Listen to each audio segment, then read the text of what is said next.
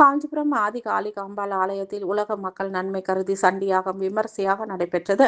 காஞ்சிபுரத்தில் உள்ள பழமை வாய்ந்த ஆதி காளிகாம்பாள் ஆலயத்தில் உலக மக்கள் நன்மை கருதியும் நோய் நொடியின்றி வாழ்வு பெறவும் வேண்டி சகல சௌபாக்கியங்கள் பெற்று அனைத்து வளங்களையும் பெறவும் வேண்டி சிறப்பு சண்டியாகம் நடைபெற்றது.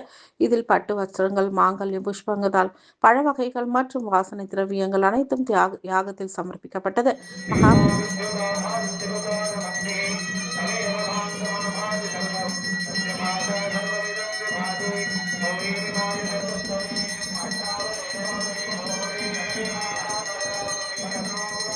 மகாபூர்ணாவதி மற்றும் தீபாராதனைகள் நடைபெற்று இதில் பல்வேறு பகுதியில் இருந்து ஏராளமான பக்தர்கள் கலந்து கொண்டு அம்பாளின் அருளை பெற்று சென்றனர். கலந்து கொண்ட பக்தர்கள் அனைவருக்கும் பிரசாதங்களும் வழங்கப்பட்டது.